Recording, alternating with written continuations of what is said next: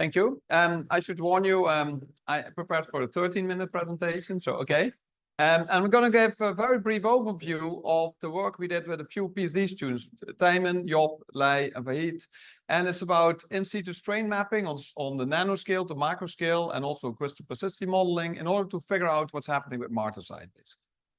Okay, so we're looking at steels, principally used for these scratch boxes, and we typically look at dual phase steel as we think is a model system. So these are martensitic islands in a matrix of ferrite, so just two phases, and you can see some islands here. And if you put this material in an electron microscope and we start deforming it, then you can see here these kind of martensite islands. They seem to be cracking up. And for a long time, people said, okay, martensite is brittle. Okay, we know this. But then over the years, actually, some evidence started piling up that probably a lot more is going on. So we wanted to look at this. Okay, so what's martensite? This is fully martensitic steel here. And it actually has a very complex morphology and crystallography due to the fusionist phase transformation from prior austenite to 24 different grain orientations. So here you have a prior austenite grain, and then again, it builds up into 4 packets, and those have 3 blocks, and those have 2 sub-blocks, and those have lasts, and in the last are still retained austenite. So that gives this kind of purely kind of microstructure with some regions with really aligned boundaries. These are the packets. Now, around 10 years ago, we started isolating some materials here and doing tensile testing on them. And you see some specimens here that have very nicely aligned boundaries taken from one packet, and then you can really see that at these boundaries we start seeing sliding. We call the substructure boundary sliding. It was a new plasticity mechanism we discovered back then, and we found that for basically all of these different boundaries that this mechanism can occur, and that is in competition with crystallographic slip. And we think that the substructure boundary sliding might explain contradiction in literature regarding martensite ductility. So the key question here we try to answer is this substructure boundary sliding also relevant in multi-phase steels such as DP? Now we have some indirect evidence when we do bending here, and in the compression side where you have large deformations, there you can see that some of these martensite islands, they really stretch out a lot, really unexpected, and we call it martensite, spaghetti martensite actually. So if you look at these martensite islands, they typically are consistent mostly of one packet. So that means that the boundaries are aligned, and that might indicate that substructure boundary sliding is active. But that's going to be the topic. This is to guide in this presentation. Here we have these lasts. They're made of martensite, BCC. In between, there's still some retained austenite, that's FCC. They can deform in 3 different mechanisms. When talking about substructure boundary sliding, that's deformation aligned with the habit plane, with these boundaries. So that's part of in-habit plane plasticity, but we can also have crystallographic slip that's aligned, that's in-habit plane interlast crystallographic slip, or we could have crystallographic slip out of the plane, and then it would be out of habit plane crystallographic slip. So these cartoons I'll be using throughout the presentation.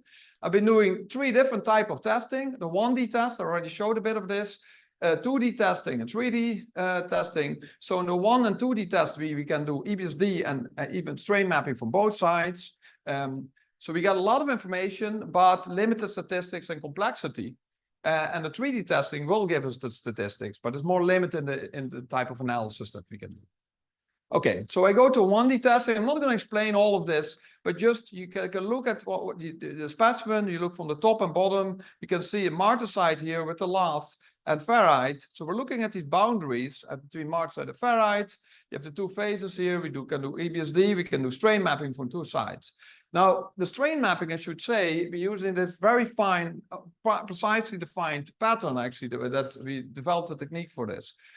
So these specimens, you can see the scale bar here, they're about a few micrometers in width and 10 micrometers in length. Okay, so here we have a specimen where you have the ferrite here, we have the martensite with the lath perpendicular, and you can see here that basically we have the strain localizations really at these boundaries, and here when we paint in actually the different boundaries, you can see it's really aligned. So the plasticity bands are really aligned with the lath boundaries, so that hints really to substructure boundary sliding.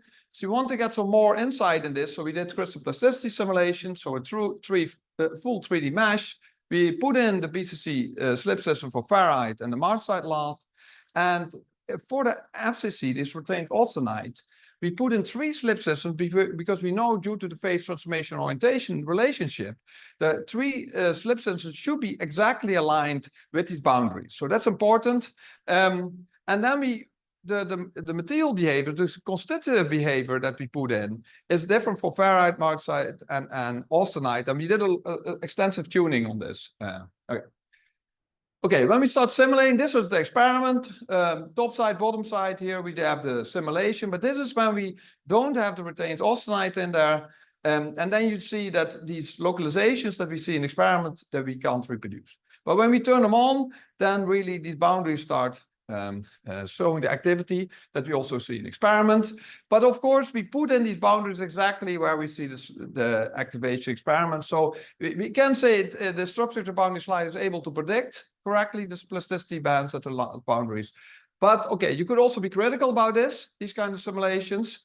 We did some more experiments. And if you now look closely where we have the localizations, these ones, it seems like they're not all at the boundaries, actually. They seem to be often more in between the boundaries. So that it seems like, okay, we also have plasticity bands between the boundaries. So that's more this habit plane interlast crystallographic slip.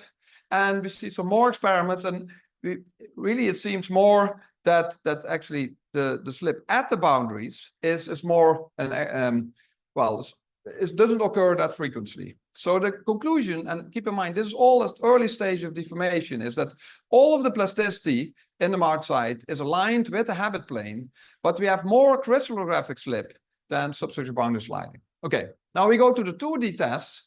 I don't want to explain too much about it, but just you can, from the pictures, from the EBSD map, from top and bottom, you can clearly see that they're, it's sort of like the same microstructure. So we have a columnar microstructure. So the specimens are very thin. And we apply a pattern again. We can do strain mapping from front and bottom. Well, mostly we'll be focused on one side. Now, there's a whole mechanism actually here, a slip methodology where we can identify exactly what kind of slip system is being active. This is that's too much for me to explain here, but in 3 hours, Johan, actually a student, he will be in this room, will be explaining about this methodology and what you can do with this. So it's very interesting, obviously. So what can we learn about these plasticity mechanisms? So this is our microstructure. Before I show you the strain map, so we need indicators of expected plastic activity. Now, in terms of crystallographic slip, the indicator would be the Schmidt factor. And specifically the maximum Schmidt factor will tell you if plasticity would happen. But the map actually is kind of boring because there are so many slip systems, the maximum Schmidt factor is always high. That's not the case for the in-habit plane plasticity. And the indicator we take here is the maximum resolved shear stress along the habit plane. And we call that the favorability factor. So that has a map like this. And now if we compare this with actually where we see the strain, then you can see there's a clear correlation. So this favorability, in-habit plane favorability predicts actually where the plasticity takes place.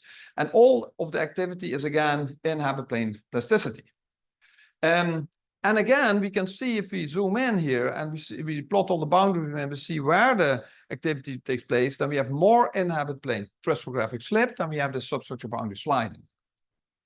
Okay, this is an experiment. We also want to model this. Now you can see here that actually the thickness is not constant. So it's a real full 3D model. We took a lot of time to put the correct boundary conditions on there. And then we do crystal plasticity simulation like a standard framework.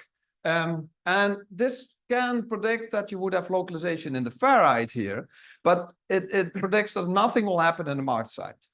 So then we did an extension we call the martensite laminate model, where at the integration points of the martensite, we put a model that basically makes shearing along the habit plane easy and perpendicular is more difficult.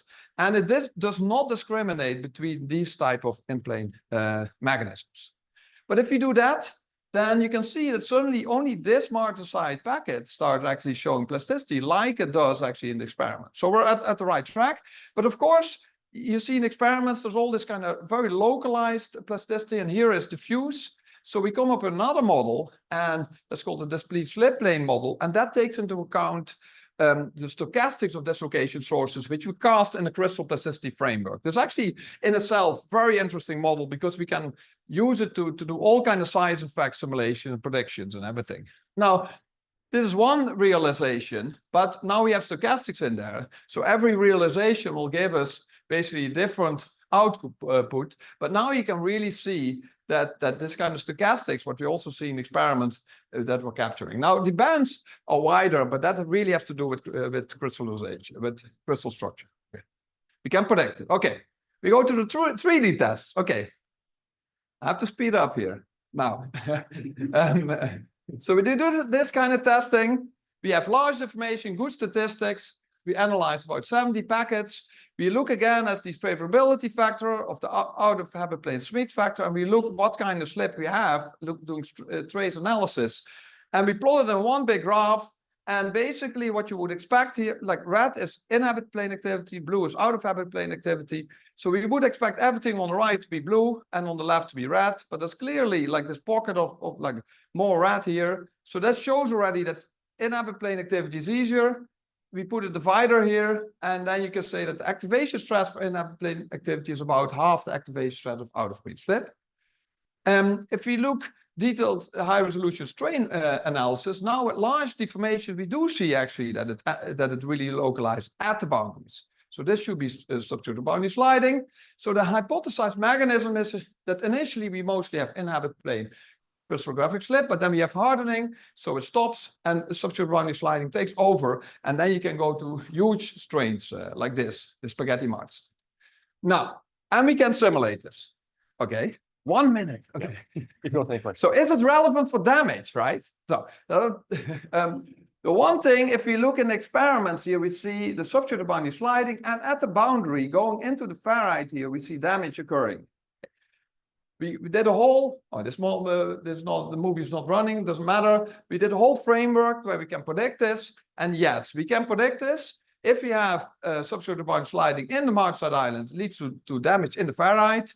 And actually this happens at low Martensite ferrite strain partition, which is contradictory to literature. And the last thing I want to say is, well, I started with these Martensite islands, right? They were brittle, right? But now we want to go back to this. Is it what was happening at these notches, right? Where we see really this localized damage or fracture of the Martensite. So we analyzed in detail these things. I'm going to zoom out 2 of them. So there are 2 notches here, and one is fracturing and one is doing nothing, basically. But if you now look in detail, we have the experiments, the strain mapping, we do the simulations, the crystal plasticity with the laminate model. And then we can see that for region 1, basically, because we have a lot of in-habit plane plasticity, that lowers the stress and we don't have damage. That's happening here. And here we have no plasticity because of a different alignment. There's no in-habit plane plasticity. That leads to high stresses and only damage. And we can conclude from this that the in-habit plane plasticity, the substructure boundary sliding, inhibits damage in highly strained Martensite notches. Thank you.